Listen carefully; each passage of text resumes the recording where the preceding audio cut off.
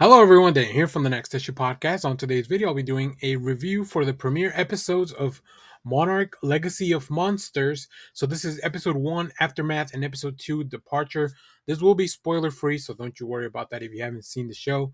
A quick synopsis: set after the battle between Godzilla and the Titans. This is the 2014 movie, revealing that monsters are real. It follows one family's journey to uncover its buried secrets and a legacy linking them to Monarch. Monarch is the big company that's behind all this investigation and trying to capture the Titan and stuff from the films. This show stars Anna Sawai as Kate, Mari Yamamoto as Dr. Keiko Mura. We also have Kiersey Clemons as May, Ren Watabe as Kentaro, Wyatt Russell and Kurt Russell both playing the same character of Lee Shaw in different time eras. So really cool to see both, father and son playing not only the same character in the same show, but just kind of work. I mean, they won't ever get to work together, I guess, because of the time stuff. But so, how was this show? Let me start with this show looks amazing, and I'm talking about the quality of it. Now, thinking that this is a TV series or something for Apple TV, that might lead you to believe that maybe they haven't gone as hard on some of the like the effects, or maybe the inclusion of some of these creatures and monsters we see. But we still see a lot of kaiju. We see definitely a lot of things that will draw you back, callbacks to some of the previous films. So you're being rewarded as a fan if you kept up with pretty much all four movies that are part of this universe. There's also the animated series on Netflix, but that doesn't really tie much, unless it only really ties into Skull Island. So that was really cool. I think another fun aspect of it is the world building in this show. It's so smart, and it just really slowly hints at how this world is preparing, or how it's changed since the discovery of Godzilla and these Titans. Uh, you know, uh, there's really cool things where like cities now have drills, or they have preparations for a kaiju attack. Uh, they also have people that they don't really believe that any of that stuff happened, right? And, like, they think that it may be like a conspiracy that's going on because it's happening across the world. Also, we have the continuation of some of the stuff from decades ago, where we see some of the old timeline characters. So it's very cool. We have a really diverse cast because we have things happening from all over the place. Really, I think it's really fun to go back and revisit the exploration of this world in the late 50s, because the world was very different, technology was very different, and even the things that they were searching for were very different. So yeah, really cool to see some familiar faces. Really great to still see a few of these kaiju titan battles, um, and even, as you've seen in the trailer, even the titular Godzilla from the films shows up, and it's like, and he really shows up. He does. It's not just like a from far away or like somebody. Yeah, this show also doesn't have. It really goes out there, right? When it talks about destruction, it really goes into the scale, and there's a lot of intricacies as to showing damage, as to showing some of the victims from this stuff. The show really doesn't pull any punches there.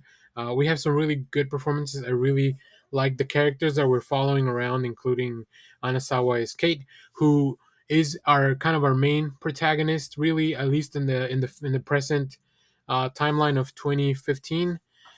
So that's really cool. But of course, seeing Wyatt Russell and Kurt Russell just with this character, that's kind of a he's kind of a loose cannon almost, right? I think he's seen it all, he's been through it all, so I think he delivers also a very good performance there. Um, I didn't really know what to expect from a show like this, but it's magnificent. It's just such a fun ride. Like I said, it looks fantastic. I really like that the world feels lived in. There's a lot of stuff that you're just there. We get to see a lot of really cool settings and locations, whether it's a jungle or a crowded city, or just an inside of an apartment. And I want to go back and just look at some of the people talking about it online, because there has to be Easter eggs for a lot of stuff everywhere. Now, on top of this, the one thing I was definitely not expecting is this the family aspect of it. This is also kind of a character piece following around members of a family as they discover the synopsis mentions some buried secrets, uh and how that affects them on their day-to-day life, how they have dealt with some of the trauma from the events of the appearance of these titans, but also how they deal with the reckoning of all these truths that are coming uncovered, and can they even do anything about it, right? We also have a lot of the monarch of it all, which is like this organization that, as a movie watcher, you may think that it's uh, very well known by a lot of people, but at this point where we are, Monarch is very much kind of hidden from the world. So it's really more of a shadow organization. I think that kind of comes to light after the events of a few of the movies. But yeah, it just, the show really accomplishes to bring out the best of both. This is kind of how you do the let's follow some humans around, but also show some really cool kaiju stuff. Now, of course, I think this show has kind of promised that this will be more based on more following the characters, but I do love when some of the creatures show up. Really cool designs. They look fantastic. There's just really good CGI. Even out in the middle of the day, things look great. And when there's destruction and just damage being done, like you can really feel it. So very cool stuff. Very excited for this. I believe this will only be 10 episodes long. Shout out to my buddy CJ for that information. I know there's a few people that have already gotten to watch the first 5 episodes, so I hear good things going forward. So I'm very excited. I don't know that we'll cover this on a weekly basis. We may talk about it during the lives. So make sure to tune in for those during our previously on next issue segment. But we'll definitely do a season wrap up, or maybe just a full live stream about this show.